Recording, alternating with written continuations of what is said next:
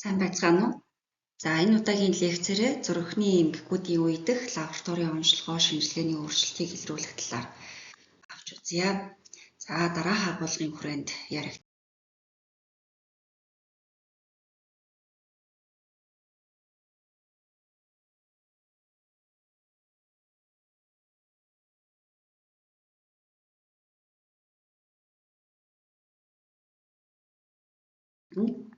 За лабораторийн онцлогооны ач холбогдол өвчнийг батлах, ялгах, хүндрэлийг илрүүлэх, эмчилгээний үр дүнг хянах, шинжилгээний үр дүнг зөв тайлбарлах нь онш шийдвэр гаргалтын үндэс суурь болоод за лабораторийн шинжилгээ бол эмнэлзүүн шийдвэрийн үндэс мөн гэдгийг Лапосатагийн онолын үзэл баримтлалд тусгаж өгсөн байдаг.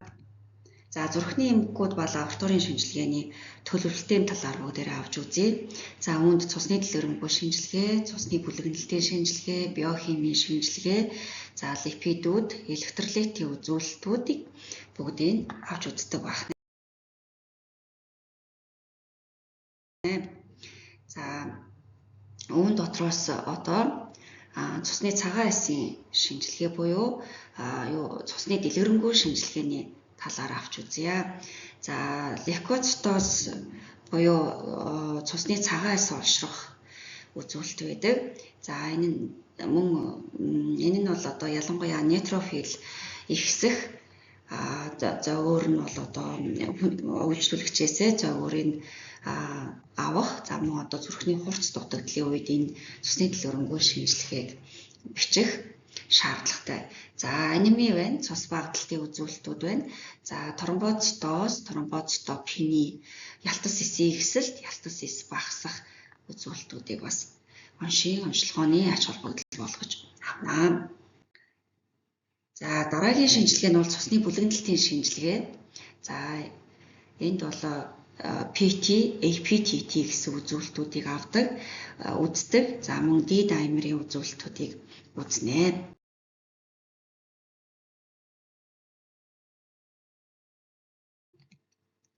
За биохимийн шинжилгээ зайлшгүй шаардлагатай. За зурхны шигдээсийн маркерийг оншилж өгдөг. За энэнд одоо 3 голлох үзүүлэлт байдаг. За энэний нэгдүгээрт нь болохоор тропоны 1 зайлшгүй үзэх шаардлагатай. За SKMB буюу зүрхний булчингийн эсэд дагуулдаг. Булчингийн одоо энэ үзүүлэлтийг үзэх шаардлагатай.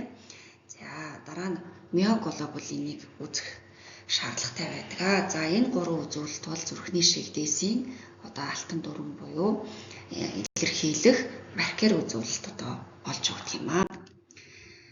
За зурхны дутагдлын шинжилгээнүүд дотроос одоо голлох шинжилгээ бол ерөөсөө NT-proBNP-ийн үзүүлэлт байдаг. За энүүгээр бол зурхны дутагдлыг оншилдог ганц одоо гэртээр үнэлгээ нь бол олж өгдөг юм.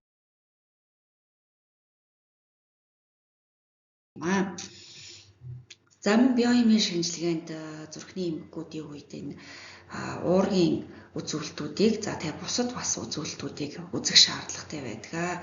За энд одоо хамгийн нэг тэргуунд бол одоо C-реактивны белок гэж орсоор нэрлэдэг. За монголоор бол одоо C урвалжилт уураг, за англиар бол энд C-реактив протеин гэсэн CRP гэсэн 3 үсгээр тэмдэглэгддэг. Энэ үзүүлэлтийг бол одоо үздэг. За үүнээс гадна холестерин, триглицерид гэдэг өөх тоосны үзүүлэлтүүд их нэвтрэлтэй липопротеин, бага нэвтрэлтэй липопротеин буюу LDL, HDL-ийг бас үзэж уншийн ач холбогдол болгодог. Мөн одоо кератинин, мочевин зэрэг өөрийн үйл ажиллагааг үнэлдэг үзүүлэлтүүдийг үзэх шаардлагатай байдаг. За Швейцний ерөнхий шинжилгээг бас үзнэ. За энэ бол ерөөсөө артерийн гипертенц буюу цусны даралт ихсэлтийн үеийн бөөрийн одоо үйл ажиллагааны хямралыг илэрхийлэх зорилгоор Швейцний шинжилгээг үздэг байгаа. За энд бөөрийн одоо үйл ажиллагааны алдагдлыг заасан протеин урий буюу шээсэр одоо уураг их хэмжээгээр алдагдах үзүүлэлт гарч ирж болно. За одоо гематури буюу шээсэр цус гарч болно. За цилиндрүүд мөн гарна. За энэ бүх тохиолдлуудыг бол одоо эмгэг гэж үзнэ. За Мөн иммунологийн шинжилгээнүүдийг бас иммунологийн олон шинжилгээнүүд дотроос одоо дараах хэд хэдэн шинжилгээг бас уншиж холбогдол болгож зүрхний эмгэгүүдийн үед бас хийдгээ. За энд Асло гэдэг үзүүлэлт байж байгаа. За мөн одоо Дианагийн үзүүлэлт бас одоо байж байна. За тэгээ миокардын зарим одоо төрлүүд болох авто антител үзүүлэлтүүдийг бас үзэх шаардлагатай байдаг. За бактериологийн шинжилгээнүүдээс бас хийгдэн. За энд цусны ариун чанарын шинжилгээг түлхүүг олчилж одоо хийж антибиотик мэдрэг чанарыг тодорхойлдог. За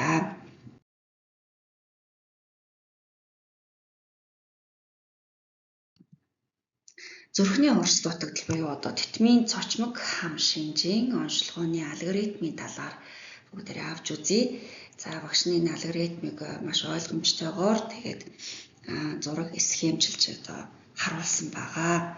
Тэгэхээр та нар гэрийн даалгаварт энэ одоо схемийг маш сайхан монгол хэл дээр буулгаад тэгээд өөр өөрсдийнхөө одоо ойлголтоор маш сайхан тайлбарлана. За дадлага ороход бол багш нь энийг өгсөн гэрийн даалгаврыг шалгах юм аа. За зүрхний дутагдлын лабораторийн үнэлгээ байж байна. За энд бол мэдээж хэрэг дээр слайдн дээр дурддагдсан тийм ээ. Зүрхний дутагдлын гол одоо маркер, гол үзүүлэлт болох NT-proBNP гэсэн одоо товчилсон нэршлийн үзүүлэлт байж байгаа. Протромбин 1 гэсэн үзүүлэлт тийм ээ. За зүрхний дутагдлын ноцтой байдлын үндсэн үзүүлэлт болж өгдөг. За NT-proBNP гэсэн товчилсон нэршлэр нэрлэдэг. За шинжилгээнд бичгтээ BNP үзэх гэж одоо орж ирдэг. За мөн цусны дэлгэрэнгүй шинжилгээнд анеми буюу цус багтал байгаа эсхийг бас давхар шалгаж үзэж байх ёстой. За шээсний шинжилгээнд болохоор протеин урыг буюу шээсээр уураг хаясан эсхийг үзэх ёстой.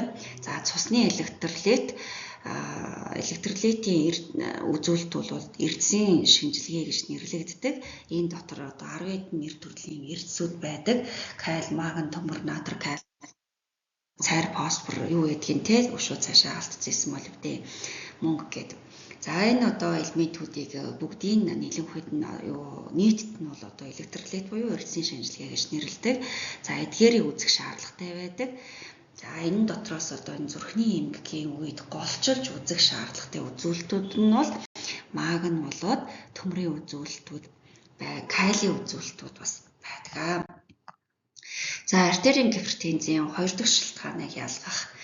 За бөөрийн гаралтай шалтгаануудыг байгаа эсхийн одоо үзэх шаардлагатай. Ингээхийн тулд шинжилгээ дотроос шээсний шинжилгээ, кератин, мочевинийг, за эртний ангиотензийн альдостероны тогтолцооны шинжилгээнүүдийг хийдэг. За зүрхний эрсдлийн үнэлгээ. За энийг маш сайн анхааралтай багшийнхаа өгж байгаа энэ слайдн дээр байгаа энэ зураглал дээр үзүүлсэн энэ үзүүлэлтүүдийг монгол хэлэнд буулгаад маш сайн үнэлгээ дүгнэлт хийж ирэх ёстой. Дадлага дээр хичээл ороход за энэ дээр ингээд дадлага орохоор өшөө нарийн сайн ойлголтыг авч ярилцгаая. За энд бол яг зүрхний эрсдлийн үнэлгээнд дээр энэ хийгдэх шинжилгээнүүд нь CRP байна. Липидүүд буюу өөх тосны үзүүлэлтүүд та нар санаж байгаа бол багш нь дээр слайдн дээр бас дурдсан тригглицерид холестерин, LDL, HDL буюу их нейтралтай липопротеин, бага нейтралтай липопротеины товчилсон нэршил тийм ээ. За мөн одоо тэр глюкоз, сахарын 3 сарын дундад зэргийг үзэх одоо шаардлага бас байдаг. За шинжилгээний дүнг унших, тайлбарлах арга зүй. За энийг бас одоо зурган одоо слайдн дээр зурган график, зураглалаар одоо дүрсэлж оруулж үзүүлсэн байгаа. За энэ дээр бас маш их ач холбогдол өгж ойлгож ирнэ энэ зураглалыг. За энэ Лапосатагийн арга зүй гэдэг 2010 оны энэ одоо гайдлайн буюу сурах бичиг гэвэл арай юу болчих юм болов удирдамж лабораторийн удирдамж гэвэл арай урган ургааны нэршлэн зөв болох байх гэж бодож байна багш нь. За энэ одоо удирдамж дээр заасны дагуу шинжилгээний үр дүн үнэлэн эмгэл зүйн түүхтэй холбож уялдуулж одоо үзнэ. За өөрчлөлтийн физиологи, эмгэг физиологийг ойлгоно гэдэг чинь пат физиологийг судалж авч үзнэ гэсэн үг тийм ээ. Зүрхний эмгэгүүдийн үеийн боломжит хиймэл алдааг шалгана. За энэ санаатай санамсаргүй алдаанууд гарч шинжилгээнд дээр тийм ээ. За эмгэл зүйн эцсийн дүгнэлт яаж гарсан бэ гэдэг маань одоо онш яаж тавигдаж байна вэ гэдэг дээр орлож ойлголт авах нэ. За алдааны их үүсвэр. За лаборатори талдаа энийг бол ойлгоно. За шинжилгээ талдаа илүү түлхүү ойлгох ёстой. За энэ багш нь зураглалаар харуулсан байна. За лабораторийн шинжилгээнд 3 төрлийн алдаа бол зайлшгүй одоо яригддаг.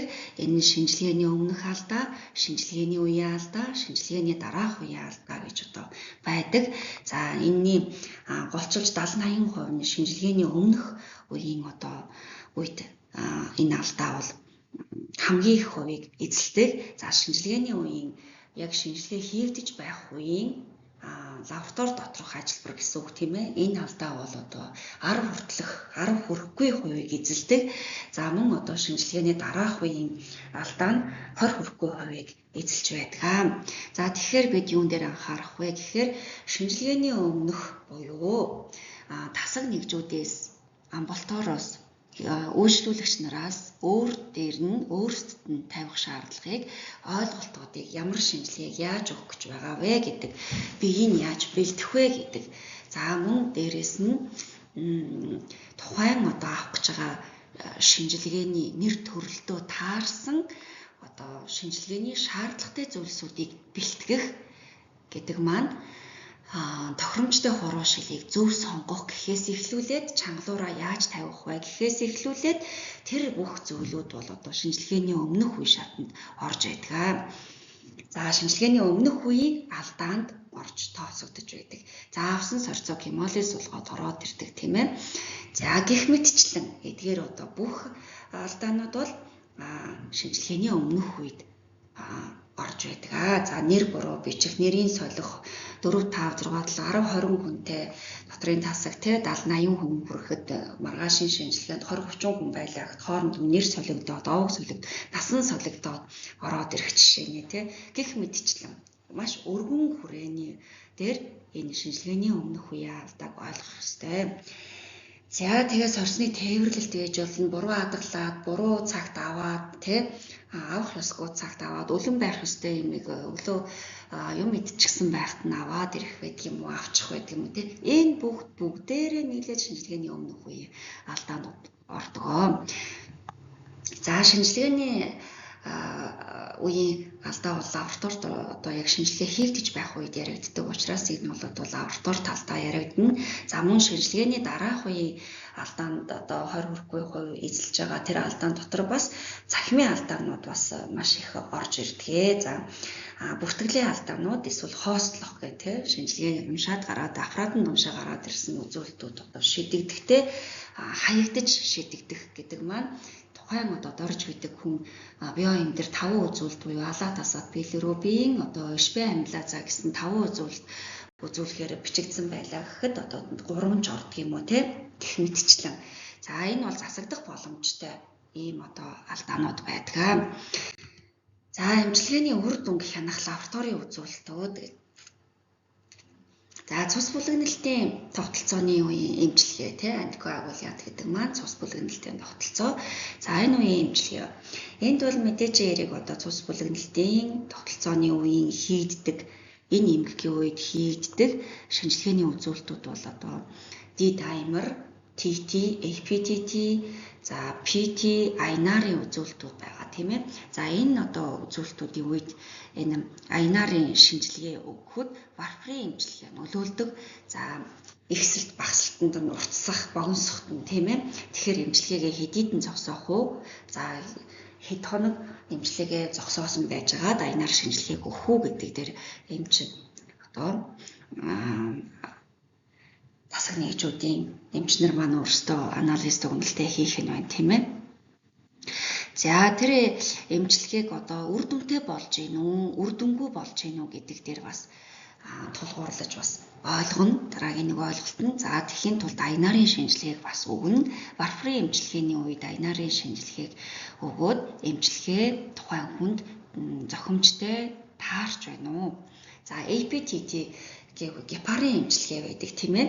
За гепарын эмчилгээний хяналтыг за одоо үргэлжлүүлээд явуулах уу? Энэ хүнд одоо болж гин үү, болсон байна уу, дуусахгүй гэдгийг APTT-гийн уртсах ба өнсөх үзүүлэлтүүдээр бас үзэж болох юм аа. За гэх мэтчлэн ингээд эмчилгээнүүдийн хяналтуудыг одоо лабораторийн шинжилгээний үзүүлэлтээр хийгээ явдаг байх нэ. За диуретик гэдэг бас энд байж гэн те. Энэ бол шээ сүүх юм байгаа. За электролитийн тэнцвэрийн одоо үзүүлэлтээр каль, натр зэрэг одоо үзүүлэлтүүдээр за диуретик эмчилгээ, шээ сүүх эмчилгээ маань зохимжтой байна уу? Хэтэрхий одоо шээ сүүх эмчилгээ тунгаар авчиж үү? Аль эсвэл багдаад байна уу гэдгийг бас одоо каль, натрийн үзүүлэлтүүдээр үзэж болох нэ. Тухайн үедээ ийм эмчилгээ хийгдэж байгаа тохиолдолд. За зүрх генет зогсох. За зүрх генет зогсох үеийн лаборатори тий. За энд лаборатори шинжилгээнээс хүчил сурын тэнцвэрт байдлыг үздэг шинжилгээ, мөн лактат үзнэ, электролит гэдэг энэ дотор ирсэн маш олон үзүүлэлтүүд байгаа гэж багш нар дурдсан тийм ээ. За энэ электролитийн шинжилгээнүүд энэ дотроос зүрх зогсолтын үеийн лаборатори шинжилгээний хамгийн гол чухал одоо шинжилгээ нь бол каль үзэн, магн үзэн гэдээ багш нь дахин одоо хэлж байна. За үүний ач холбогдол бол ерөөсөө шалтгааныг тодруулан нэмэлт эмчилгээг рүү чиглүүлж өгч байдаг. За эдгээр тохиолдлууд байна. За энэ тохиолдлуудыг багш нь яг танхимын одоо лекц орж байгаа үед маш гоё юу яа гэж бодож одоо бэлдэж хийсэн байсан. Жишээлбэл одоо ингээд өртөөлчлүүд тийм ээ эсвэл баг болгоод под групп болгож дотор нөгөөд хөгжилтэй байдлаар аль эсвэл бүгдээрээ маш оюунлаг байдлаар одоо хандаж эсвэл хилцүүлэг байдлаар одоо явуулъя гэж багш нь бодсон боловч цахим лекц учраас одоо багш нь өөрөө та нарт ойлгомжтойгоор онштой. За тэгээ хийгдэх шинжилгээнүүдтэй тайлбарлаж өгье. За энэ тохиолдол нэгийн хувьд өвчтөн 65 настай эрэгтэй, за өөр нь бол одоо хөхрөх зовоортой хөхөрдөг ийм одоо настай хүн ирж байна тийм ээ. За энэ хүнд мэдээж хөхрөх зовоор байгаа маш их тийм хөхөрсөн ийм учраас эмч ямар шинжилгээ хамгийн түрүүнд бодож төлөвлөж өгсөн бэ гэхээр тропонин 1 үзсэн. За тропонин 1 өндөр гараад ирсэн. Тийм ээ. За тэгсэн ЭКГ зүрхний цахилгаан бичлэг хийсэн чинь ST сегмент өргөгдсөн. За ердөө энэ хоёр үзүүлэлтээр энэ хүн өрөөсөө ST сегмент өндөрсөн ихссэн зүрхний эмгэгтэй ийм одоо онштой өвчлүүлэгч болж байна. За энэ хүнд нэмэлтээр ямар шинжилгээнүүд өгөх вэ гэхээр цусны дэлгэрэнгүй шинжилгээ өгье. За энэнд бол мэдээж лейкоцитоз буюу цагаан альсын эс олширсан байх нь тодорхой. Д даймерийн шинжилгээ өгөөд үзье. Хэвийн байвал онш батлагдаж байна гэж үзнэ. За тохиолдол 2. Өвчтөн 58 настай эмэгтэй. За бөөлжин гэсэн загвартай. За зүрхний талын эмгэгийн шинжилгээнээс NT-proBNP өгсөн. Гэтэл зүрхний дутагдлын шинжилгээ тийм ээ энэ маань гэтэл маш өндөр гараад ирсэн. За тэгээ шээс нь протеинурыг гарсан. Протеинурыг багш нар түрүүн тайлбарласан тийм шээсээр уурэг их хэмжээгээр алдаад байгаа протеинурыг гэж одоо ангаахын хэллэгээр хэлдэгэ. За энэ хүн бол одоо ингээд зүрхний дутагдлын шинжилгээ өндөр гарсан шээсээр протеинурыг гараад иржээ. За үүнийг бид нар онцлие. За ийм тохиолдолд одоо шинжилгээний үзүүлэлт тодорхой байгаа учраас ерөөсөө энэ эмэгтэй зүрхний хурц дутагдал, бөөрийн гэмтэл аль хэдийн явагдсан байна гэж үзэх нэ. За тохиолдол 3. За энэ бол бактерийн эндокардит онштой ийм үйлчлүүлэгч тохиолдол байсан, кейс байсан. Маш залуухан хүн. Тэгээ халуурна, ерөөсөө л шалтгаан нь халуурна. За тэгээд чих их шуугдгаа гэдэг ядарсан тийм ээ. За ийм загвартай. За тэгээ шинжилгээ өгсөн чинь цусны ариун чанарын шинжилгээ өгөөд үзсэн Staphylococcus aureus үүсгэгч нь ургасан. За мөн CRP өгсөн. За тэгээд цусны сой шинжилгээг өгсөн, сой өндөр суусан байсан. За тэгээд цусны дэлгэрэнгүй шинжилгээнд нормоцит, нормохором, анеми гарч ирсэн. За анемийн цус багталт гэдэг хичээлийг та бүхэн одоо орсон байх гэж багш нь бол бодож байна. За тийм болохоор энэ цус багталтын үзүүлэлтүүдийн нормоцит, нормохором гэдгийг бол одоо мэдж байгаа байхаа гэж багш нь бодож байна. За мэдгүй байгаа бол гэргийн даалгаварт одоо мэдэх үүргийг даалгаврыг багш нь өгөө. Тэгээд бүгдээрээ дадлага дээрээ дэлгэрэнгүй ойлголт авч ярилццгаая.